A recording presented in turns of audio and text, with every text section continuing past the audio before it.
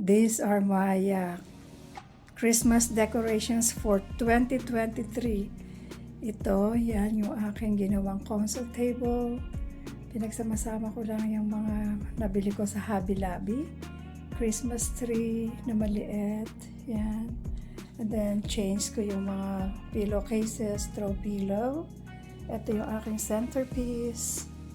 Ito yung bowl ko. Nilagyan ko lang ng bulaklak. And my Christmas tree. Yan. My nativity, of course, hindi mawawala. At pinanik dito sa amin ang Santo Niño. Yan, Mama Mary. At dumako tayo. Dito, nilaglagay ako rito ng wreath. Ito, dati sa labas, bumili ako ng bago. Meron sa labas. And then here, nakakita ko ang cute na mailbox. Yan. So, pinalitan ko rin yung aking decoration dito sa stairs. Kakita ako ng garland. Yan. And ito, nilagyan ko lang ng mga bulaklak itong aking altar. At dumako tayo dito sa family room. Binago ko itong console table.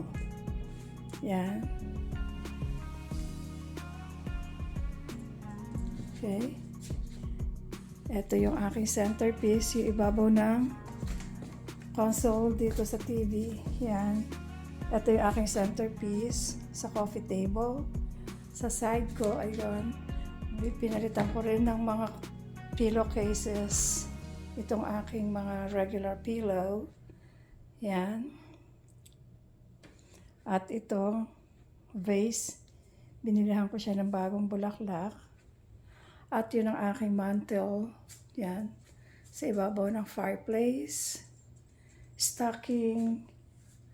At yan. Pinalitan ko din ng mga dekorasyon itong aking bookcases. Binaba kong lahat. Yan. Nilagyan ko ng konting garland sa ibabaw. Yung mantle. At ito yung aking isa pang bookcases. Yan. Lahat ng mga dekorasyon ko, mostly from Hobby Lobby. Tapos meron akong koleksyon ng St. Nicholas Village. Yan, inilagay ko din dyan. Ito. Ito yan. Mga umiilaw lahat yan. Yan. At yan, Santa Claus. Ito yung aking dining room. Yan.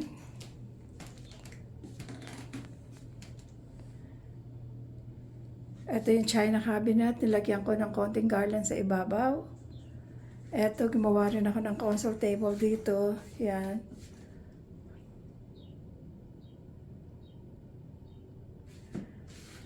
At ito, yan.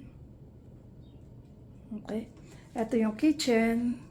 Yung kitchen ko, yan. Yan. Itong mga nakalagay sa bintana na yan ay gawa ko yan noong 2021 yata. Yan. Ginawa namin ng anak ko, si Jenny. Yan, nilagyan ko ng konting wreath sa sa door ng cabinet. Yan, nagpalit ako. Naglagay ako ng Christmas decorations at yung ibabaw ng refrigerator. Yan, with matching rag. Yan. Ito. At yung aking laundry room. Yan. Wait. Nilagyan ko ng garland yung bintana. Yan. Yan lang. At yung toilet. Toilet naman ay okay. Pinalitan ko lang. Yan. Lagyan ko ng konting ribbon. Tapos, yung hand towel, pinalitan ko din.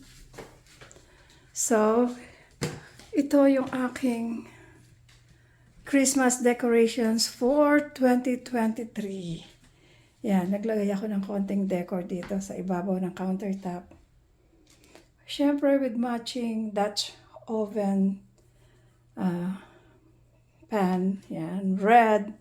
Kasi red ang aking decors. Plus, Suki! Okay, have a wonderful Christmas for 2023.